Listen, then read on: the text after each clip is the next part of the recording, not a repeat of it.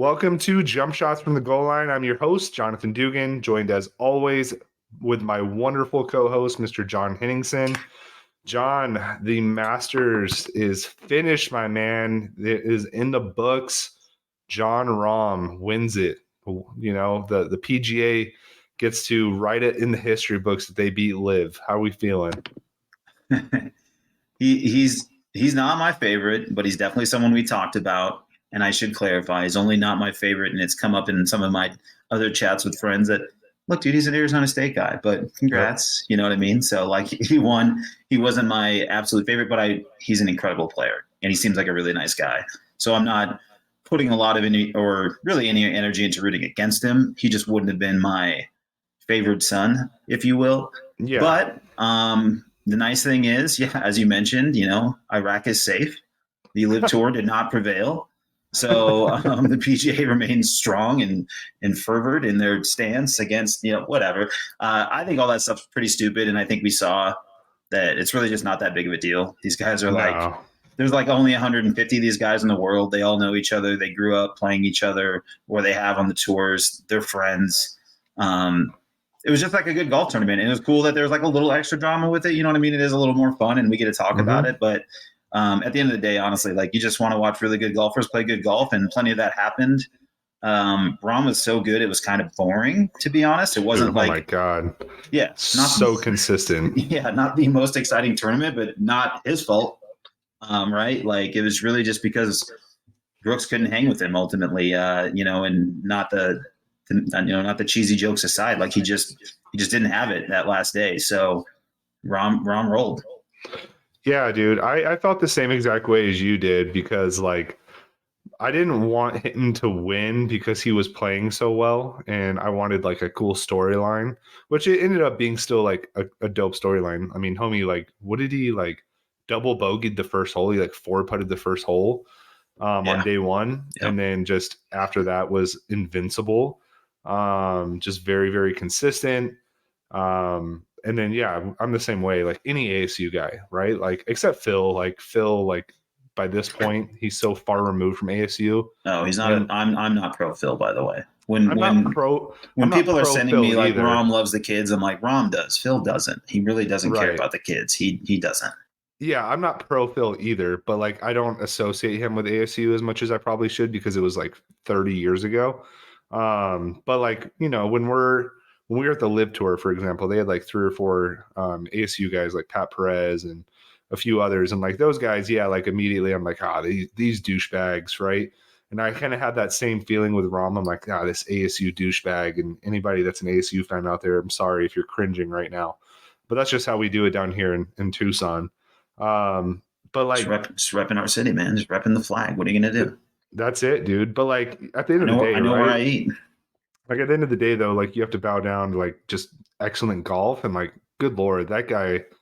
Every time I thought like, okay, here it comes. Like he's had this many birdies, or he's just been so consistent. He's got to mess up eventually, right? Like he just never did. Like the dude was locked in. It was insane. It was just, if you're a golf fan, like Henny said, it was probably a little bit boring, but also you're just like in bewilderment. Like, how is this guy this freaking good?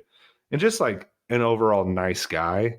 Like anything I've seen outside of the Masters, like I was telling Henny before the show, I watched Bob Does Sports, and they hit a couple holes with him, and he was just so nice, super gracious and everything. And I was just like, man, like this is what golf is all about. Like it is a sport for the everyday man. Like, yeah, not everybody can go out there and play like Rahm, but like these are just dudes. And I got the same vibe from the Live Tour, and it was cool, man. It was cool to watch the Masters. It was an excellent tournament.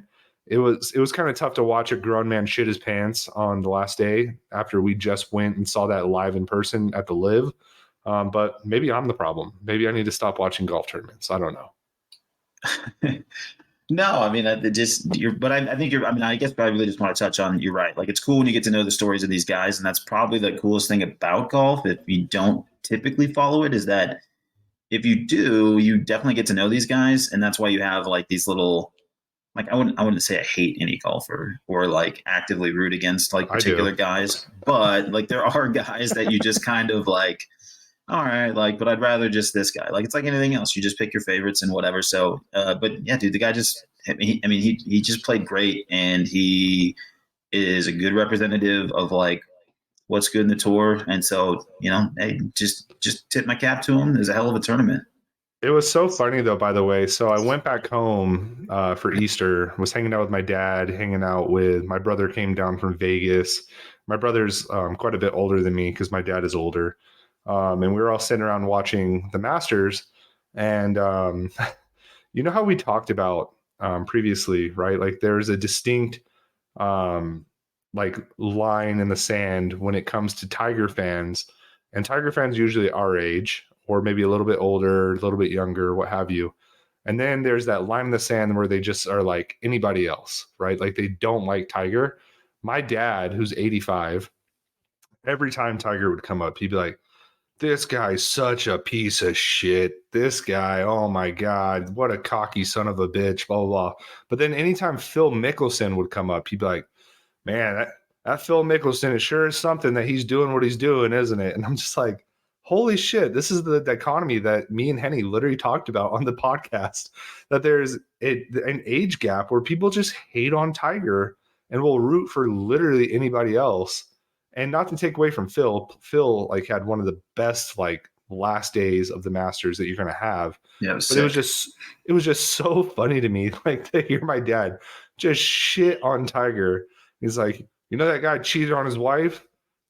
I'm like, yeah, Dad, I know. Everybody knows that, like, but I'm watching golf, Dad. I don't know what you want me to, what do you want me to say about that?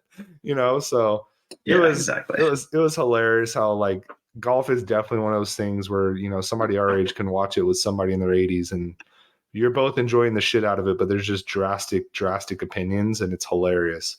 Tiger though, Let's hit on that really quick. Tiger Nicklaus, by the way, is like the low key LeBron Jordan that people, it's if you get into the golf world, just be ready to like have that debate all over again in your life. But we can move on. We don't need to do all that. it's Tiger. Just stop. Yeah, but Tiger, dude, he not a great tournament for him, and I know you and I were texting a lot back and forth during the tournament, and I think the leg is just really caught up to him, dude. I mean, his limp was very, very noticeable. He wasn't striking it like how he usually does. And I mean, it's not every day you're going to see Tiger go, 7 over or whatever he ended up on. But for me, it was sad to see him just kind of limping around out there. I feel really bad for the guy. It's tough, but he made the cut, which I'm happy he made the cut. Kept the streak going there. And then, dude, he's just going to have it sometimes and he's not. But I mean, it's more often it's going to be not now. I mean, that's just the reality. Yep. So some of those statistics will somewhat climb back to earth, although he's not going to play a ton of tournaments and he's still going to have a crazy winning percentage compared to everybody else. But at the end of the day, yeah, man, sometimes he's going to have the magic and like you just hope you're getting one of those days. But when it's not, I mean, you're going to know it pretty early. I mean, I think it's pretty obvious pretty quickly. You're like, okay, cool. Let's hope he makes the cut and then we'll see. Yeah, it was pretty apparent, like you said, very early in the tournament. I mean, what was he like 2 over for like the first 2 days or something? And then it just, and we kind of called it too, didn't we? Like this course, Augusta, is just a very like, it's a tough course. It's not very like walkable. And you could just tell by that third day, like his body had kind of given up. He just wasn't the same guy. And him pulling out of the tournament completely as well. Like it was just tough scenes.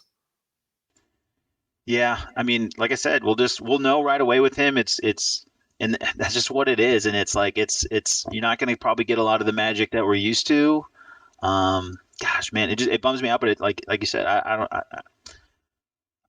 Tiger, man, I don't know what to say. I just pray every time that it goes well. Basically, that's really where I'm at with Tiger. I'm just like, please be the magical thing that you have, and it's not. But like you mentioned, the course is tough, and then his knee. But like he literally needs Dugan. Like it has to be some of the stuff we talked about, where like he has to be on the right side of the course in the perfect weather. Him and JT and a couple other guys weren't. He got the bad weather break, which whatever, right? Like if you're really playing great, it doesn't matter. But when you're at his level and where he's at, like. He needs all the breaks. He needs some other things to go his way. Even when he won in 19, some things had to go his way. People had to sidestep on purpose so Tiger could win.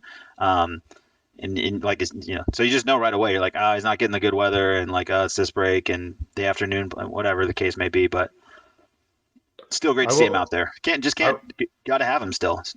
I will say this, and you're right. You do got to have him because every time that dude was playing, that was the biggest crowds. Like, and we talked about it just a few minutes ago, but like, there's a distinct line in the sand, and that's probably your everyday golf fan. But like at these tournaments, that dude brings in fans, and like every shot, it didn't matter if it was good or bad.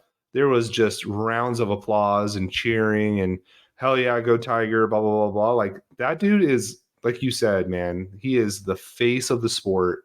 You can have the Michael Jordan, LeBron James debate all you want, but he's both of them when it comes to golf. Like in terms of just like marketability and like legend status, that guy owns golf. It's insane. That's what I took away from his performance this weekend. Yeah, no, and then you see kind of the, I mean, and then to trace it back to the live stuff, which I again like don't really care about as much as we probably talk about it, but there is kind of that line in the sand too of like, look what Tiger's built on the PGA for us. How can you not stand with Tiger? You're gonna leave with Phil. Like that's part of like some of the conversation that I think is happening, behind the scenes, if you will. Like if there was some of those like early feathers that were ruffled, like it's that kind of stuff where it's just like, look what Tiger built for us, guys.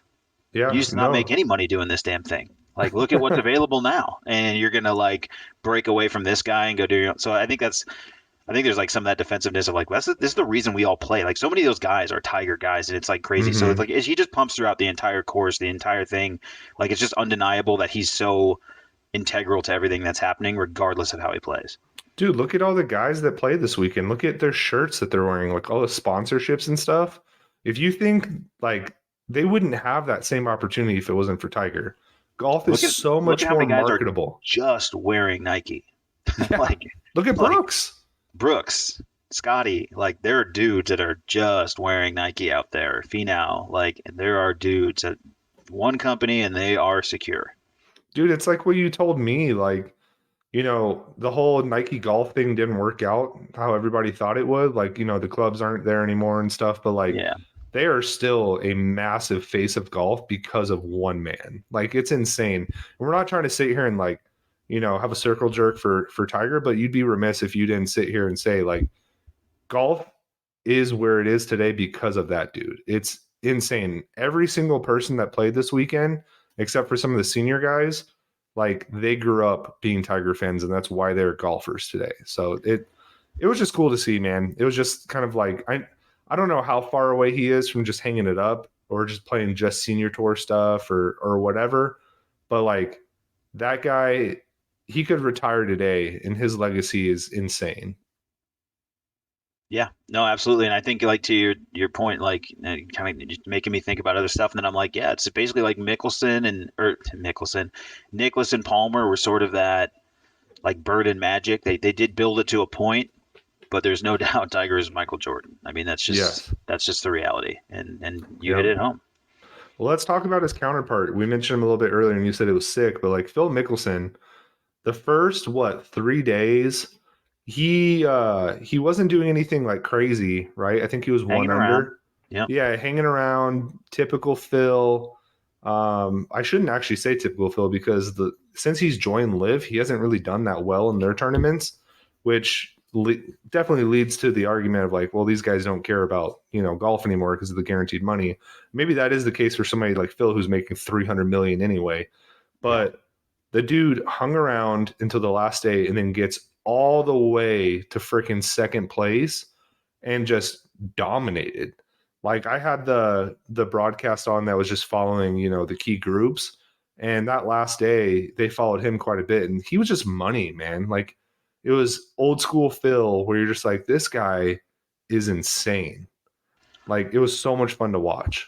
I mentioned lefties on the course, and there's definitely something there. And obviously, with the guy who's won, like there's still some magic. And when his putter gets hot, when his wedges get hot, like he's a short game wizard. That's like what he's always been. And we talked about that too, how much it matters. Like short game ultimately matters when the course conditions are the course conditions, which it felt like Sunday. It was like back to what we expect from the Masters. Dried out a little Beautiful. bit. Whatever Yeah. they did. Yeah, and it was finally like the sun broke through, and then we got to see the Masters that we expect to see. and Phil was dialed for that. It would have been Yeah. interesting to see, like, if we had a full weekend of whatever. Not to say that Rahm or Koepka couldn't have put the pedal to it a bit more. Rahm obviously like just controlled it at the end. Like he was just like, I'm just not going to lose this thing. Like I'll just par for the rest of this. Like this is so easy. But yeah, dude, Phil was like, it was ridiculous and like not shocking because that's just the things I mentioned, but still very cool and very surprising and impressive, man. Dude, it was just funny to me with you saying that about Rom because you literally texted me. I think it was on like when they were on like hole 8, and you texted me and you're like, "Yep, so Rom's just gonna control the rest of this and just take it home." And that's exactly what homie did. Like it Yeah. was it was insane. And I think you're right. Like if we would have had better conditions, maybe like the field might have changed a little bit. But dude, I think the golfers that played well, like they were going to do well no matter what, and Yeah, you play the course that's out there. I mean, it is what it is as far as that goes. So you're right. the conditions though, like I will say, were absolutely insane. Like we had trees falling on people, not on people, but very close to Yeah, on people. yeah, We had how many weather delays, dude? Like at least like 2 or 3, right? Like where they 1,000. just Yeah, shut it off for the day. The rain was there. I remember seeing Tiger come out on what was that, dude? Like day 2 or 3, and he was just like, it looked like he was going to go snowboarding. Like it was yeah, insane, dude. yeah, exactly. So it was insane. But you know what? I think that's part of the beauty of the sport. Like watching these guys play in those conditions too. Like there's nothing better, because if you and I go out there and try to play in those conditions, we're shooting 110. Like maybe not you, but definitely me. And just it's just insane to watch those guys even do what they do in those conditions.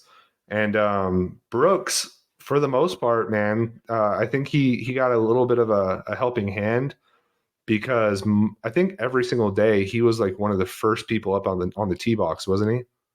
Well, they flip him, but he caught the good. Yeah, he caught the good side of it. It's like there's always like this because one day you'll play the morning, the next day you'll play the afternoon, and there's always a good Yep. side of that draw. And he definitely was on the good side of it, took advantage of it. That's exactly what you're supposed to do.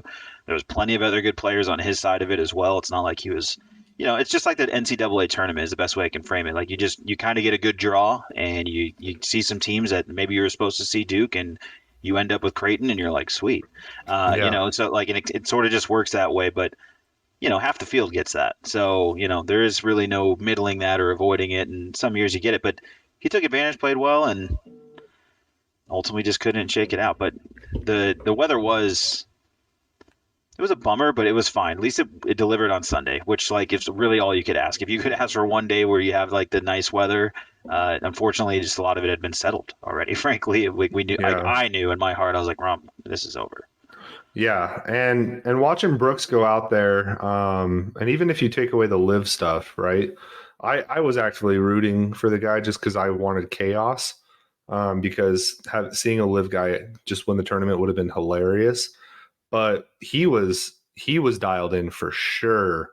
The first what 3 days? I mean, I think at one point wasn't it, dude? He like birdied every par five, Yeah, he and was then control. Yeah, he was beating the course exactly how you do it. You just really par everything, and then you just kill the par fives. Like that's how you win this Mhm. tournament. That's how it's been won many, many times, and it looked like that's exactly what he was going to continue to do.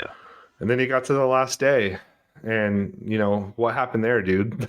Like, Yeah, it flips so fast, man. This stuff is not easy. Like it's not easy. I know that's what I mean. Like that's what's impressive about Rom Diddy is he made it look easy, but it's not. And there is like I think there's some freedom in the chase, right? yeah, Like Brooks it's is almost out too. Like it's kind of weird where you're like, man, I think he's like too far ahead too early yeah, for because this he to was really up work what? out. But because He was like up by Tiger what used to do that, 4 but or 5 nobody else strokes? does that. Nobody else just front runs and just dominates you the entire time. Most Because he was guys up don't do that.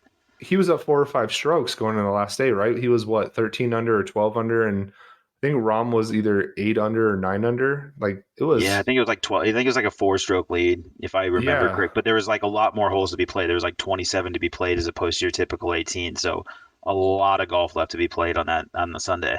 And the difference really, right, was, and I was watching it with my dad, like I said, Brooks just could not figure it out off the tee. Like everything hooked, everything was just going all over the place, and he was just putting himself in positions off the tee box where you're like, "Holy shit, dude! How are you going to get out of that?" And for the most part, I think he did get out of it pretty well, but like you're just setting yourself up for then long putts and stuff like that. He could just never get into a groove. Whereas Rahm, like I've watched a lot of golf because of my dad, and I have not seen that many people just be that fucking consistent off the tee box, just putting it right down the fucking middle. It was impressive, dude. It was just, and I think you're really onto something there, right? Especially with a guy like Brooks, who we all know, and you and I texted about it. This guy does struggle with his mental, right? Like, just gets, I wouldn't say frustrated easily, but like definitely can get down in the dumps pretty quick, right?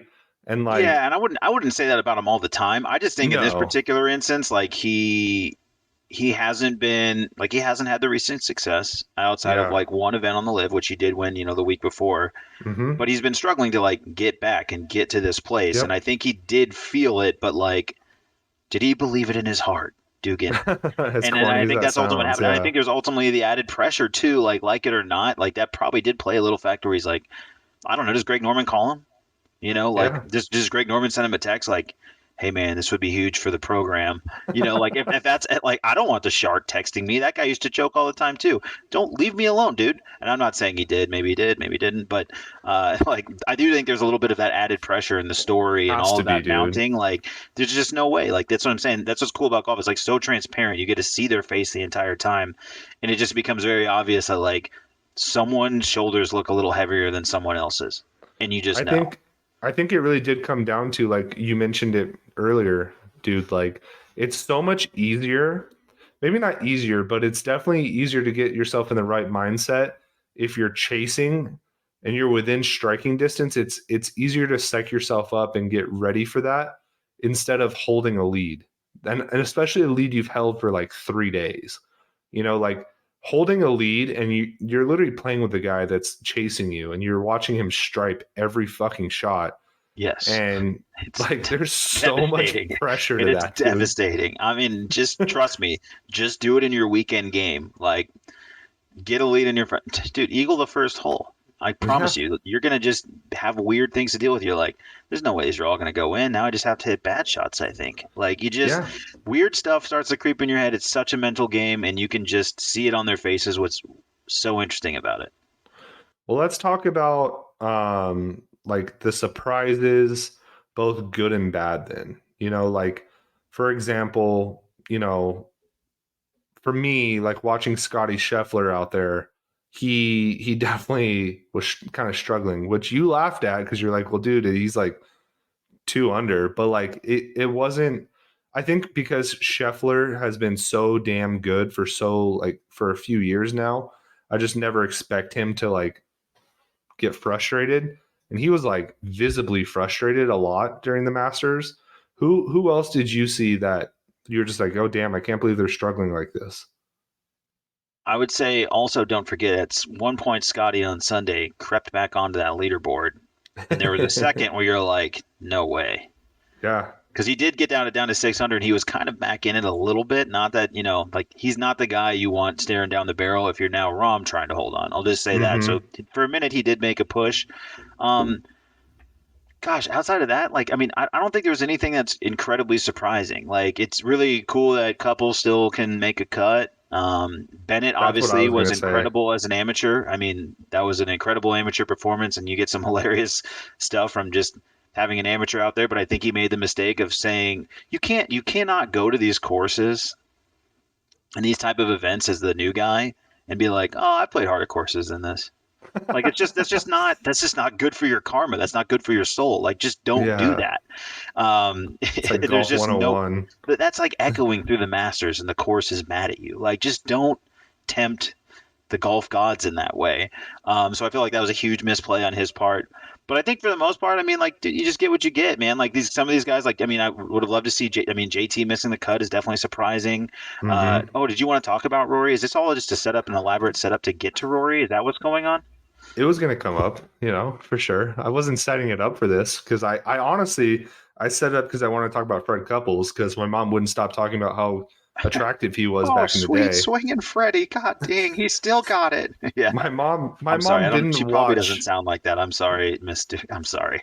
Dude, she didn't watch more than 2 minutes of that fucking tournament, and the moment she walks in, they're showing Fred Couples, and her first comment was, "That Fred Couples sure was a looker back in the day." And I'm like, "Cool, glad to hear that from my mom." All Honestly, right, you whatever. hear that from a lot of like plus 50 men too. So Yeah, she's not alone. Like honestly, I can't tell you how many times I've heard that, and it wasn't even your mom's not in the minority on this. yeah, but he did play incredible for somebody his age. Like, dude, wow, like for him to make the cut as a dude on the senior tour, like that was so cool to watch. Even if I think he's a little bit of a douchebag.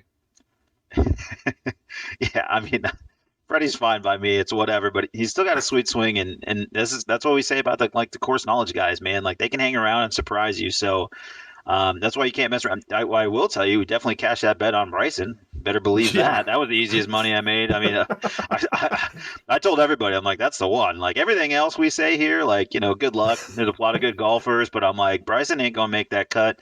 He's struggling. He's just struggling. You can just tell that guy's just struggling. So I'll put it this way. that was very clear to me. Anytime there's three of us on the podcast and all three of us agree on something, and especially when it comes to golf, and even if I agree with these guys on something about golf, just cash it, bro. Just throw all your money on that. Like Henny and I saw this dude up close and personal, just like frustration levels through the roof in Tucson. And that course was made to the guy did not look ready for the Masters when we saw him. I can tell you that. That course is made to eat guys like him alive. Like that's not a course you go out there and rip it. You know what I mean? Yeah. And I don't like him honestly at that course when he's playing well. Not to say, by the way, another guy who once said like my par here is 67. Like that's what I'm saying. I'm like, dude, guys, don't do this. What are we not learning? Like, just why are you creating bulletin board material for an inanimate object? Don't do that. Like that's actually what are we doing? I'm way more scared of these courses than what course is really easy? The one you're about to shoot 105 at. Yeah, exactly. The other thing that was a little surprising for me, but not really, but it was just to see how wrong James was. It wasn't even a specific player, but it was like James came on this podcast and we love him. And James, if you're listening, we appreciate all the guidance you gave because most of it turned out pretty true. But my man, you came on this podcast and you said your sleeper was Bubba Watson. And my God, did he come out the gates just in a flaming ball of shit? Like, so the setup of all of this was to roast our guest. Now I'm with you. Okay. That's what you're into. Man, you're sicker than I thought. There was no setup at all, but like, dude, the thing that I couldn't believe, and maybe you called it, maybe it's an emotional attachment because we walked 9 with him, but that 9 we walked with him, he was awful there too. Like he was not playing well. Like, he was doing everything Bryson was without the cursing, basically. Yeah, like nice guy Bubba, and like I get it, you for old time's sake, maybe you root for him, but good Lord, was he bad? Who else was bad? Sergio sucked. Like there were some guys. Sergio had a minute though because he got the good draw and he was actually playing well early, and then day 2 just completely lost it. He got shit on. Yeah, just terrible. But the rest of the cut wasn't all too surprising, right? Like a lot of the guys, I'm like, okay, well, maybe you did one thing in your life. Like, Kokrak was pretty good at one point. Vijay Singh was there, which I was a big Vijay Singh guy growing up. I always thought he was African American, so I pulled for him, but he's not. He's from the Virgin Islands, so there is he's from that. Fiji. I knew it was one of the islands. Yeah, I was like, no, his best friend's a Komodo dragon. Yeah. No, that's like Indonesia. I don't even actually know we should probably stop talking about Vijay Singh. We have no idea where he's from apparently, or understand that land. But I always liked Vijay too. Although there's some bad. I feel like there's some bad stories about him, but whatever. He was a good player. I enjoyed him as well. Yeah. But then, yeah, of course, the other guy that we just have not hit on that I'm surprised we haven't is where was Rory on day 3? Henny, I didn't see him out there. I think he was back trying to settle the dispute that you started the week before in the podcast between Northern Ireland and I don't even understand how it works. I still don't understand Ireland, but whatever you said. Was he brokering peace between like the UK government and the IRA? Maybe I can I can only assume because God, man, he like is actually playing okay. And he just this is the reality. So Dugan, I mean, if you're giving flack to this podcast about Rory, you're probably sending it to Dugan football. But the reality is like I'm not like why are we still doing this with Rory? I don't know why anybody puts their eggs in this basket anymore. Like you need to find a new basket. Um, we gotta find he a new he face, still dude. wins tournaments and he's still a very good player. Like his ranking will show that because he does still win on tour or compete at a high level on tour quite a bit. But as far as majors go, man, I'm gonna have to see it. You know, like that's what I was gonna say. Yeah, you're not like gonna talk me into actually putting my money into Rory unless you're saying like he could make the cut. Like okay, he might make the cut at the like whatever. Yeah. He can take the lead even into a Sunday, but like you got to do Yeah. it, man. Like it's you the need dude reps. won the CJ Cup in South Carolina. Okay, that was like the last thing he won. He hasn't won a No, he major won, in but he forever. won like the FedEx playoff, which is like that $20 million check because he won that tournament.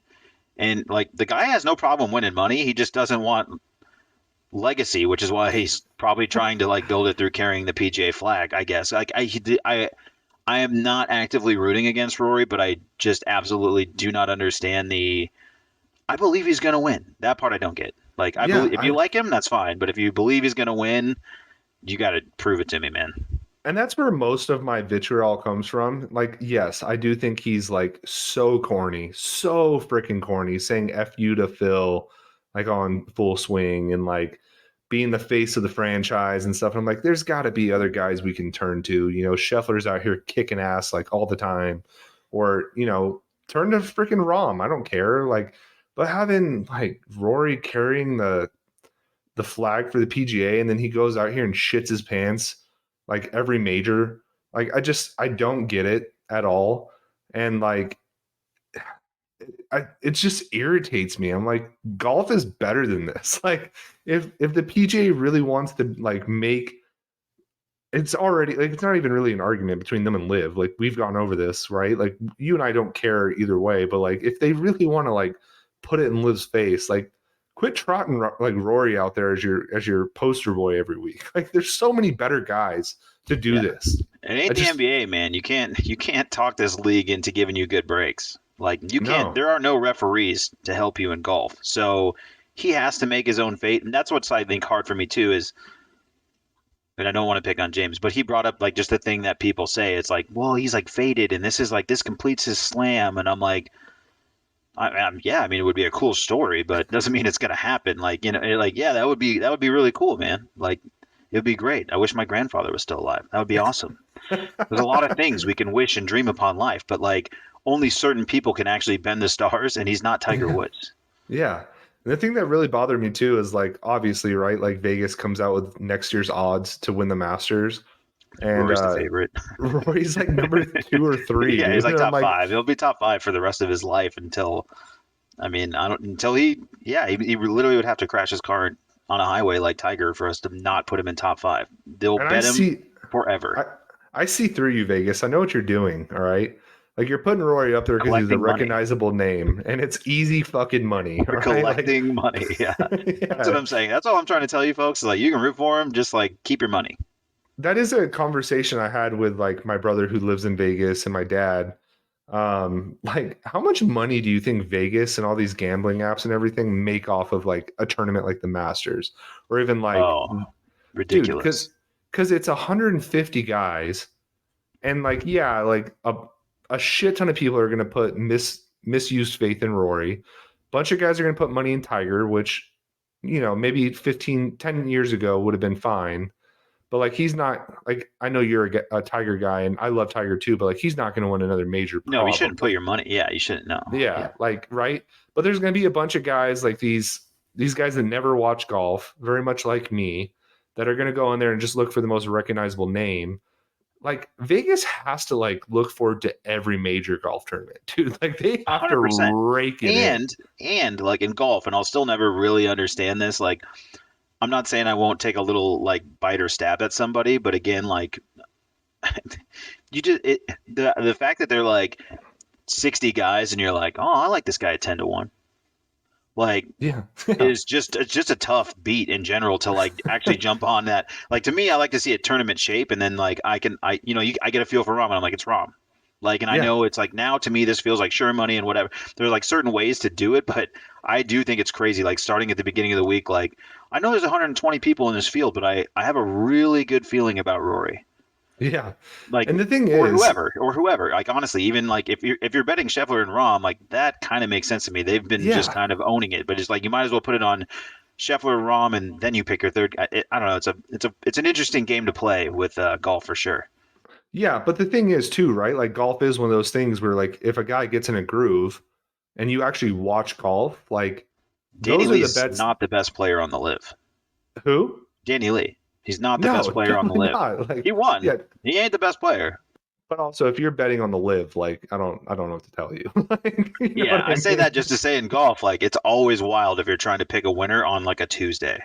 Yeah, but these majors, like the easy money guys, and like we talk about gambling from time to time on this podcast, but the easy money with golf is just look at where they've been finishing lately, right? Like for the most part, that does kind of work. Like, Yeah, working those top 20 things, making the cut. I mean, I really think honestly, like those are the simple, normal bets. If you're going to bet it, I don't know why I'm giving gambling advice. Like I really don't bet that much, but I'll sprinkle a couple bucks here and there. But I just think that's how you should live with golf, in my yeah, opinion. Yeah, dude, like Rahm has been good all year. Scotty Scheffler has been good all year, right? Brooks, like just like you mentioned earlier, just came off winning recently. like it makes sense, right? The only guy that you can look at and you're like, okay, well, he finished a lot higher than I expected is like Phil, maybe like Patrick Reed. But most of these guys that finish in like the top 10 are playing pretty good golf. Sahith Tagala, like you might be surprised to see him at 9, but he's been yeah, pretty good like yeah. He's a all good player.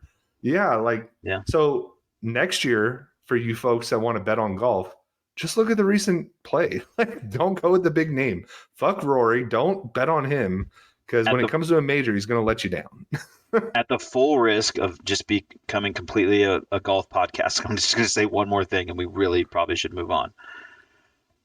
The reason I will say that, and we talked about this, that I'm not particularly impressed with live results and why it doesn't change my mind about the quality of golf that's being played there is when you get to send your 17 best players, the guys that we actually know you're going to send, to have a healthy majority of them make the cut and perform well doesn't surprise me. The question's always been about depth, right? It's the same thing we Yeah. do in conference play where you're like, hey, we know Arizona and UCLA are good basketball programs. We know USC is good at football, but the nitpick of folks, if you're nitpicking at the Pac-12, you will say the depth. And I think that's ultimately what you have with Liv. And it's also a good reminder when the amateur plays well that still any guy can play good, and Danny Lee's still a hell of a golfer, and it's just like a weird ass sport. But you just can't judge it on one tournament or one. It's just a weird. Golf's just weird. So I will say hard to though, analyze. having 3 of the top 5 being from Liv was interesting. That at is least. no doubt it is, and that actually could speak to rest versus rust. And here we go. And now we're going to ruin all of golf with the NBA. Yeah, no, totally. The last thing I will say before we move on. We'll just be a golf podcast. We have 6 hours of golf to lead the podcast, and then we talk about the NBA playoffs. I love it, man. Welcome home, buddy. This isn't even really about golf, but my God, Victor Hovland, that shirt, bud. Let me tell you right now, dude.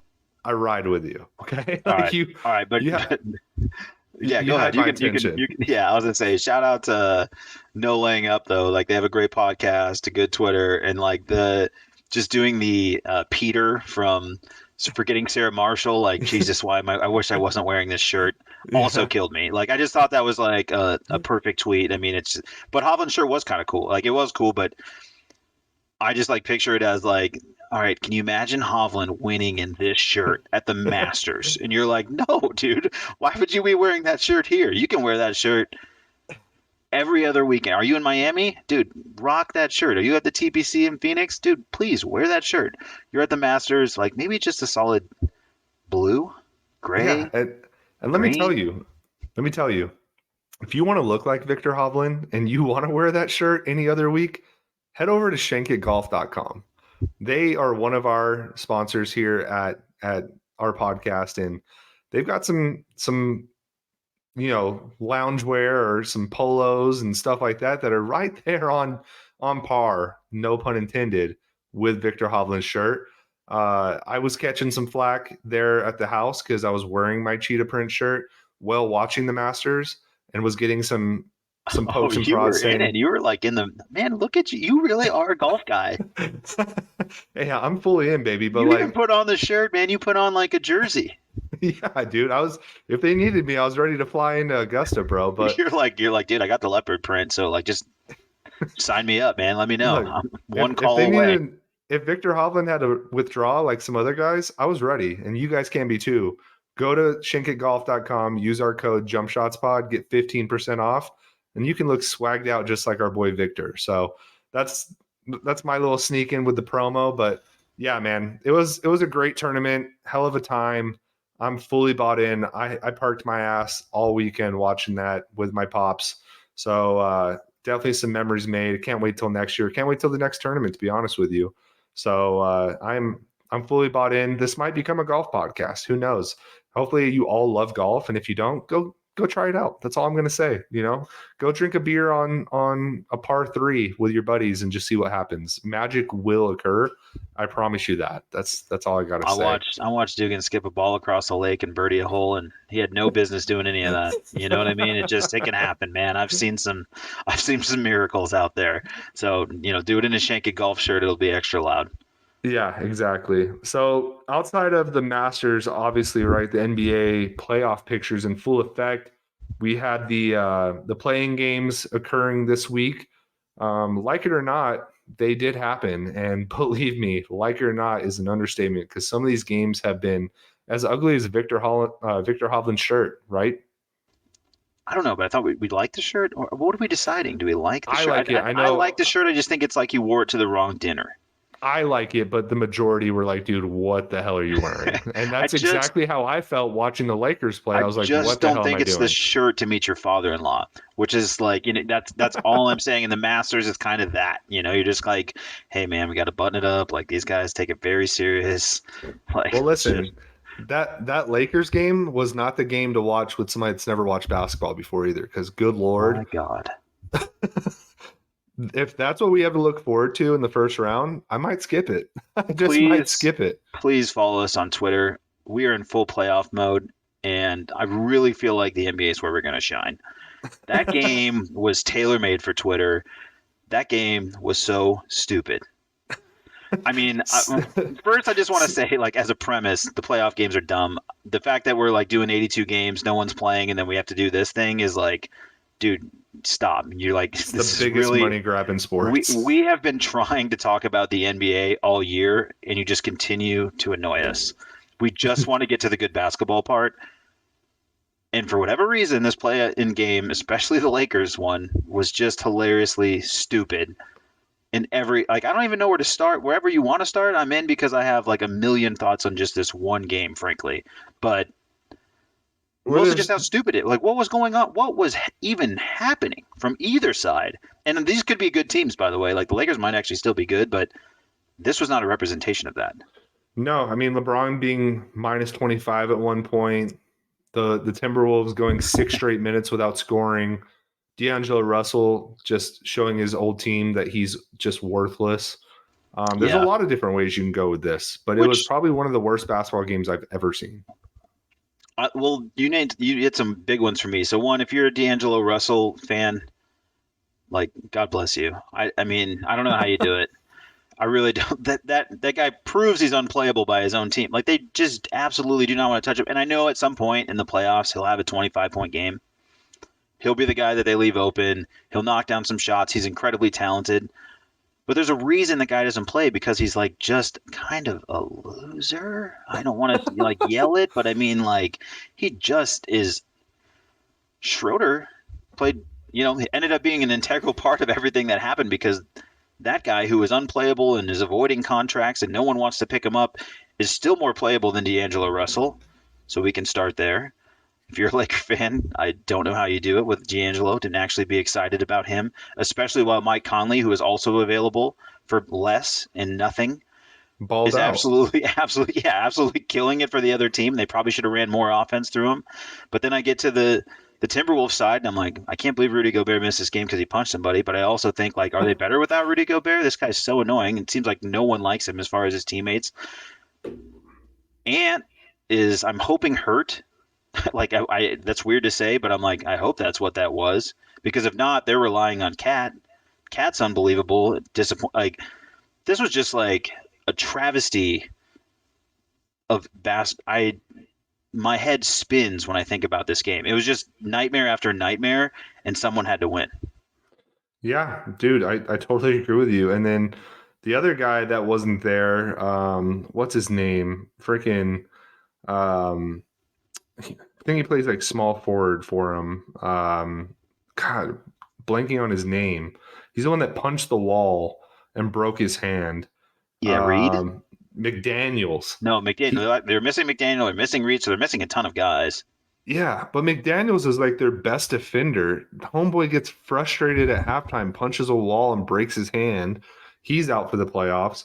That's the guy you throw on AD or on LeBron.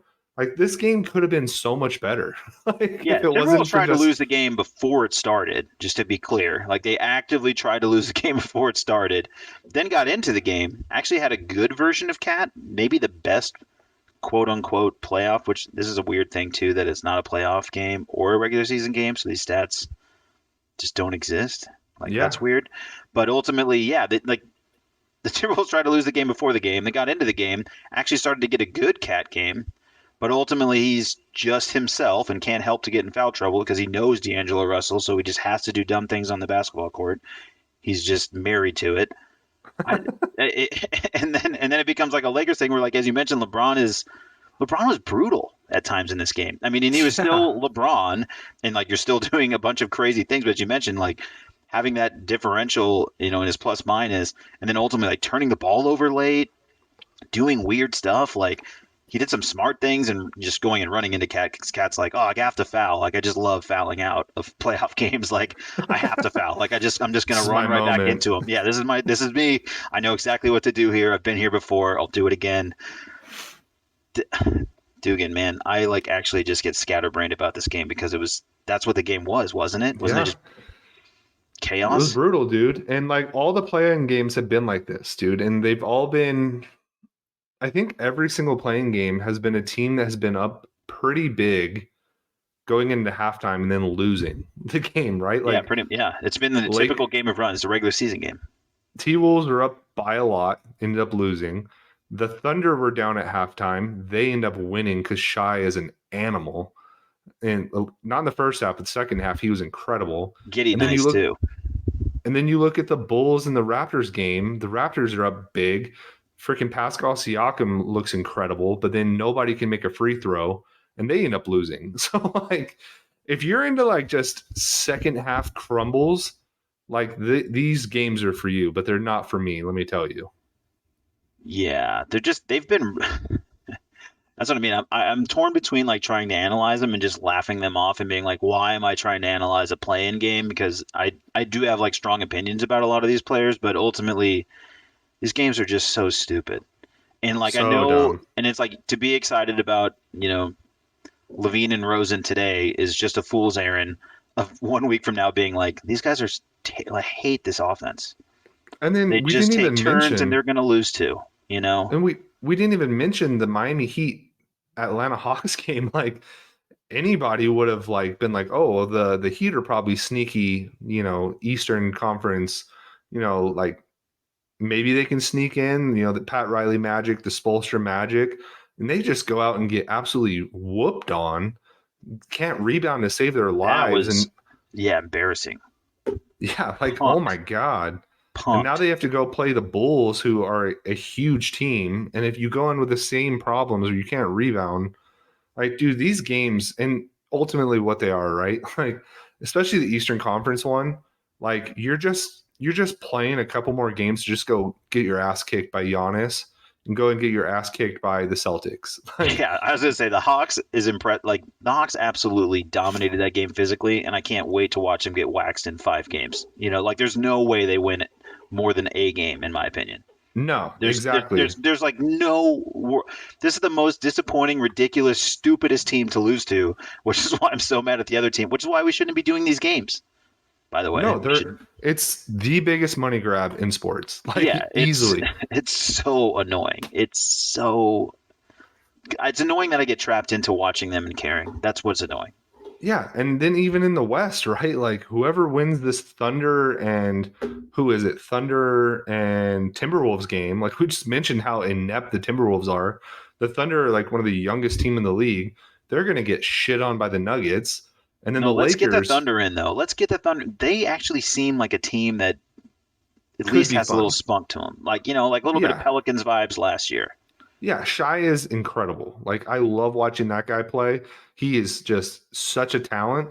And like they've drafted early for like the past like 5 drafts. So like they have guys, but like they're gonna get shit on. Like they're absolutely, the Nuggets are gonna just destroy them.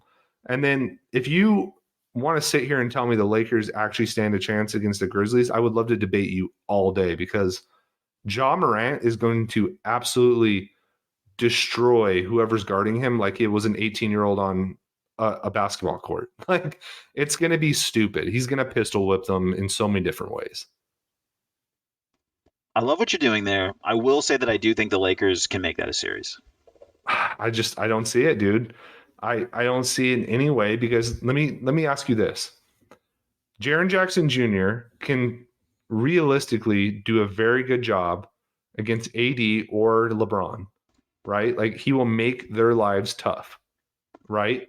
And then but he is like a guy that has a hard time playing a ton of minutes, or at least they don't play him a ton of minutes. Like he is a guy that plays 25 to 30 minutes, and I think in a series where LeBron and AD are testing him, maybe he becomes a foul trouble guy, especially without Steven Adams.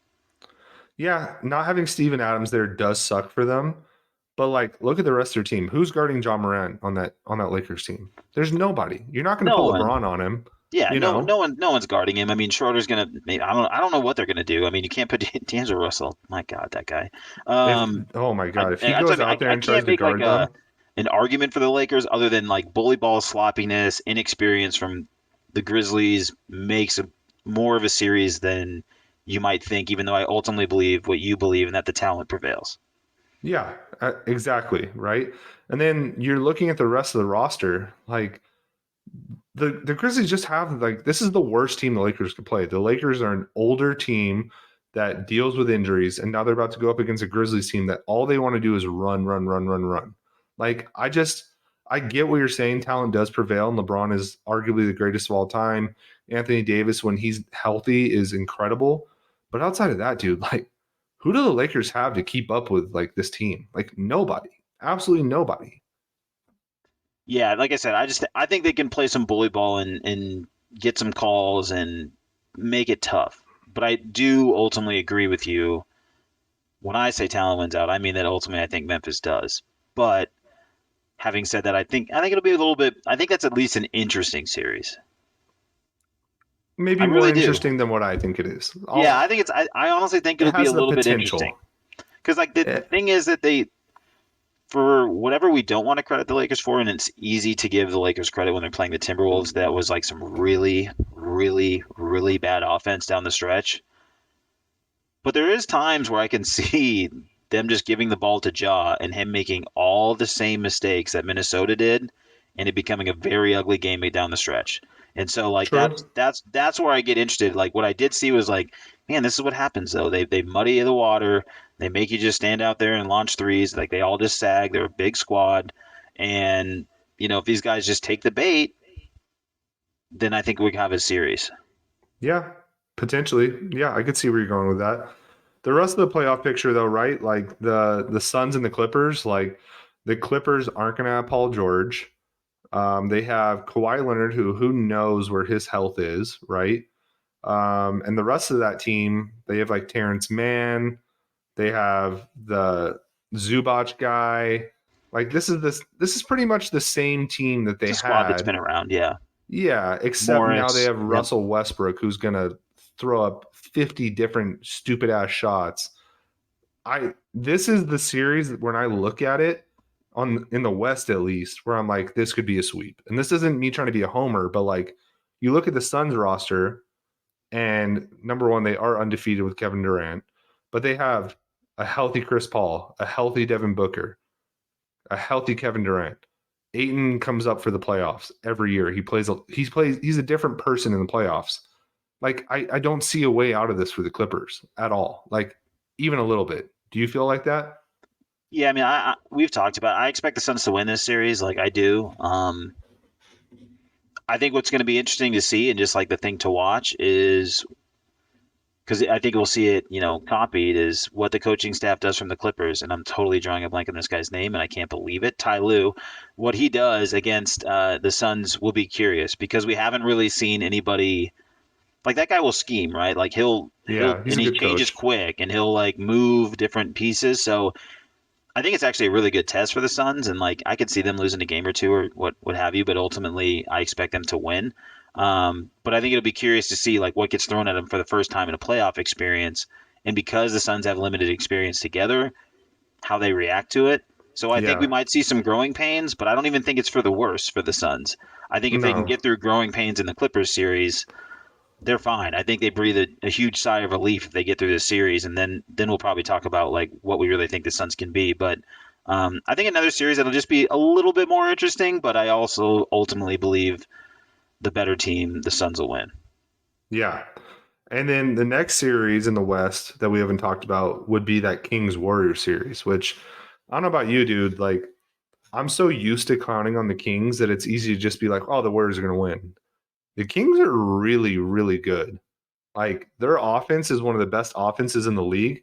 They don't play a lot of defense, but in terms of teams that can, like, just really, really put stress on this Warriors team, this is the team that the Warriors probably didn't want to see because that team is going to run, run, run, run, run. And I don't know how well, like, Steph is going to put up points, but I don't know how well he's going to be able to defend De'Aaron Fox. And then when you have Domantas Sabonis, they don't really have anybody besides Draymond that can come close to guarding him. And then the rest of their team, they're just a very cohesive team and they have a pretty good bench. That's going to be a very, very good series. I could see going 6 or 7 games. Yeah, this is a tough one. This is tough because I just will just say right now, admittedly, I have not seen a lot of Kings basketball. They're not on nationally, so I just generally understand. Like I get how they work. I understand. I've seen them enough to like see how they score, but to see them in a playoff element versus a champion, if Wiggins is back, that's just a tough first round break for them. Um, Yeah, it is. and you could tell me anything with this series. You could tell me the Warriors are ultimately emotionally tired and they're not going to be invested in this, or we're going to see the lit fire behind, beneath that core that we've seen do it before, and there's no way they're losing in a first round. So I would probably lean Warriors, and I kind of hate to say it, but I kind of think that's where I would go if I had to. Yeah, and I don't blame you at all for leaning that way because, like you said, experience pays dividends, especially in the playoffs. I just think, especially Mike Brown being their coach, a former Warriors assistant, like this Kings team plays a lot like how the Warriors are typically played. Very fast, moving the ball around, boom, boom, boom, 3-point shooting. Like Keegan Murray, I Yep, think they're he big, the set the playmaker. They do the same. Yeah, they do a lot of the same stuff. Keegan Murray, I think, broke Klay Thompson's record for the most threes in a rookie season. So it's going to be a lot more fun than people think. And Agree with the that. same way that you're surprised, like you wouldn't be surprised if the Warriors come out, I would not be surprised if the Kings come out. That's how close of a series this is. Yeah, I think it's one of the toughest series to call. Period. Yeah. Like I have no idea, and I think it's an awesome series to watch. I think there's going to be a ton of points, and then we'll see who has the grit to actually get it done in the fourth quarter and actually defend. Yep. And then in the East, it's less of a crapshoot, right? Like Yeah, this there's seems two way very easier. strong teams. Yeah, It's the same old characters. It's the Bucks with Giannis, who are incredible, and it's the Celtics with Tatum and Brown, who are lights out as well. The rest of the field, it's like the Sixers, who you don't know what you're going to get because they're a Doc Rivers coach team, and besides 1 year in the playoffs with the Celtics, he's had so many blunders. You have a Nets team that went 11-13 post Kevin Durant trade, even though Mikal Bridges was phenomenal after being traded from the Suns. They're just, I think, too young to even make that too much of a series.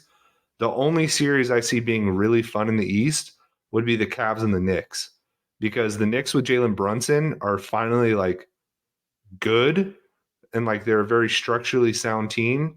And the Cavs with Donovan Mitchell plays well in the playoffs like every year, right? And they're a very strong defensive team. But outside of that, the East is pretty vanilla, pretty boring. I wouldn't expect a whole lot of surprises coming out of the East. Totally agree. I think the East is by far chalkier. Shout out to whoever made the video of Michael Scott and Giannis shooting a free throw together. In the fact that actually takes the same amount of time is one of the best things the internet's produced for me in a while. I mean, Yeah. I'm probably behind on it. The video's probably been out there 5 years. I don't know. But when I found it, I was like, what a gem. Yeah, you sent that to me earlier, and like I typically don't watch videos that go past like 10 seconds, but I watched every second of that video, and I was like, this is pure cinema right now. Yeah, and I think the East, though, to your point, ultimately is just it's much simpler. Like I don't even know like how much it's worth talking about anything but the Bucks and the Celtics. Like if that's not the Eastern Conference Finals, I just feel like I don't understand the NBA or someone got hurt. Yeah, something went really wrong, you know. Yeah, because as much as everybody came up and I don't really actually understand the hype just generally league wide about like, oh, the East is actually like deep like the West now. And I'm like, you guys are gonna have to show me this. This is like the Rory thing. Like you're gonna have to show me why I believe that. It still feels like a two-team league, and then a crapshoot in the West of a bunch like as if LeBron's this the 7 seed or whatever. The East is not that. No, definitely not. Not even close. You know, and you hit the nail right on the head. Like the West, the only 2 seeds you can kind of talk shit about are the 8th is going to get smacked. And then the 7th, you made a good argument on why like they could upset a 2. So yeah, miss me with the bullshit about the East being as strong as the West. There's no way. There's no possible way. There's 2 teams. It's very top heavy. With that said, though, the 2 teams in the East could compete with anybody in the West. So this year's playoffs, like it's gonna be very West heavy until the finals, and that finals we'll cover every round, obviously. But man, it's gonna be fireworks again this year, and I'm excited to watch it. I guess just let me ask you this: are you even at all a Sixers believer? Because they're No. Yeah, me either. Yeah, that's the thing. That's the thing is like they're not. Yeah, like I'm like I guess people believe this. I don't either. I mean, you can give No. Joel the MVP, but ultimately, this is going to come down to Harden being in the grind with him. No. No, I mean historically, you look at it, right? Like Yeah, it's Embiid pretty is a easy math. phenomenal player. Like Embiid, I can't talk any shit on. I feel like if he was on any other team, I would take them more seriously. But the fact that you have James Harden out there, historically with him, like he flops every year in the playoffs because he's iso ball. He's going to take over the offense. It's going to get jumbled. It's going to lead to a late shit shot or a late bad pass, and it's not fun to watch. What have you been watching basketball your whole life or something? Yeah, I mean, It's just so funny to hear you describe it. I'm like, I can hear anyone describe this, and I'm like, yeah, we all know this is what happened. Like, it's exactly what happens, and I don't know why anybody talks himself into anything else. There's No, you shouldn't. And conceivable Doc Rivers way. leads them. If you show And- me, I'll happily write the apology letter on air. Yeah, we will come on this podcast and write our apology to the whole city of Philadelphia. I will eat a cheesesteak on this podcast if they Yeah, that if actually they sounds make fun. it out of the East. Let's just do Yeah. that. Let's go Sixers. Come on. But Just want to No, eat a cheesesteak. I'm not a believer in the slightest because of Harden and because Doc Rivers has just proven in the playoffs, outside of having an incredible Celtics team, he just does not get it done. So yeah, so I'm excited for the NBA playoffs to be starting this weekend officially after these shit playing games. I know you are too. We'll be covering them all as the weeks go on. Outside of that, the only other thing I did want to hit on, OBJ is a Raven. So what does that mean for Lamar Jackson? They finally got him a weapon. Is he more incentivized to sign long-term with the Ravens? I don't know. The Ravens have never signed a receiver for $15 million, I think, ever. So they're finally trying to show Lamar a little bit of love. Is that what he's looking for? I guess we'll find out, right? Yeah, man, I just want to bounce it right back to you. What do you think? What do you think? They're really confusing me. This seems like such a I weird thing to do now. It reeks of It seems really desperation. obvious in some Yeah. ways why they're doing it now, but it I also feels very too little too late. It reeks of desperation.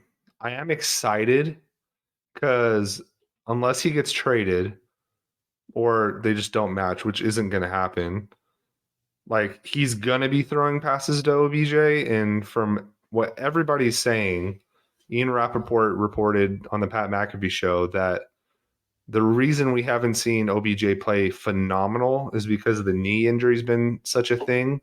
And even before he signed with the Rams, like it was a thing, but he chose to play on it. Played really, really, really well in the Super Bowl until he got hurt and sat out a full year.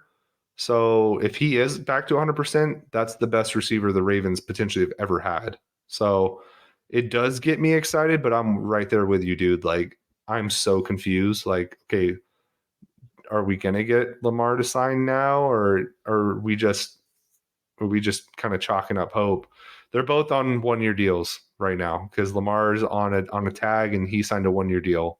So this is either going to be a beautiful thing where they both re-sign and it works out really well, or Lamar hates the Ravens as much as everybody thinks he does. OBJ doesn't re-up and we're back at square one next offseason. So it's an interesting place to be. That's all I'll say. Yeah, real quick, top 3 Ravens receivers of all time. Anquan Bolden, Okay, Steve Smith, okay. um, Travis Taylor. no, not Mark Clayton. Who? See, this is where it gets You're a tough. diehard Yeah, Ravens fan, and this is bad. I It know. is a weird hit. Not that it matters, right? You guys have won Super Bowls. It's obviously not the end all, but it is an interesting. It's weird how franchises just like historically cannot get it right at certain positions, especially like an organization like the Ravens where they get it right in so many other places. I know there's one more. Derek Mason. That's who I'm thinking of. Derek Mason was pretty all right, but Yeah, but it's it such a just possession guy. I mean, and yeah, yeah, I it mean, just like, it adds to your argument, dude. I mean, he's our third yeah, best it's receiver of all crazy. time. Yeah, I'm not even trying to like put the Ravens on, but it's just weird how that happens. Our Like, best receivers are tight ends, bro. I don't want to tell you. Mark yeah, Andrews, 100%. Like, yeah, Pitta, I could actually name Todd 3 Heap. tight ends much quicker. Yeah, like Yeah, Sharp, Peta. Yeah, exactly. It's very simple, but yeah, but yeah, we have never prioritized receivers, so that's why I'm just shook right now that we just spent $15 million on a receiver. And if we get the old OBJ, hell yeah. If we get the OBJ that was in Cleveland, add him to the list. He's still probably better than Derek Mason. So I top don't know, 5 man. wide receiver rental of all time in Ravens history because that's all they do is lease to own receiver. They sign guys that are already 30 and hope for the best. So I Yep, don't know, man. 100%. They're like, what do you got on the used lot? Yeah, we'll see what happens. The NFL offseason will be shaking up here pretty soon. The draft is in, I think, 2 weeks. So we'll be in between NBA playoff coverage. I'll be getting some NBA or NFL draft stuff out there. So be on the lookout for that. And then, like I said, tune in for our NBA playoff coverage. Outside of that, man, I don't have anything else. Do you got any parting words?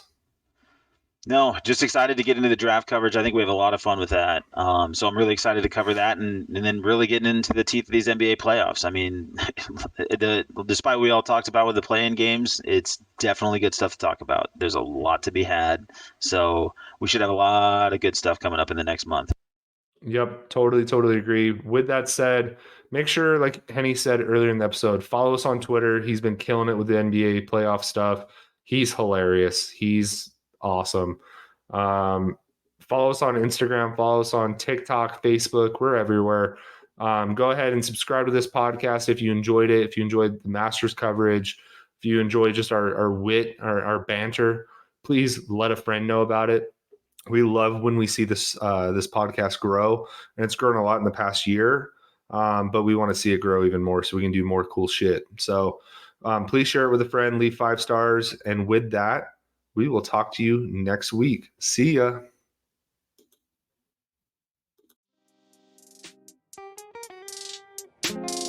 Bye.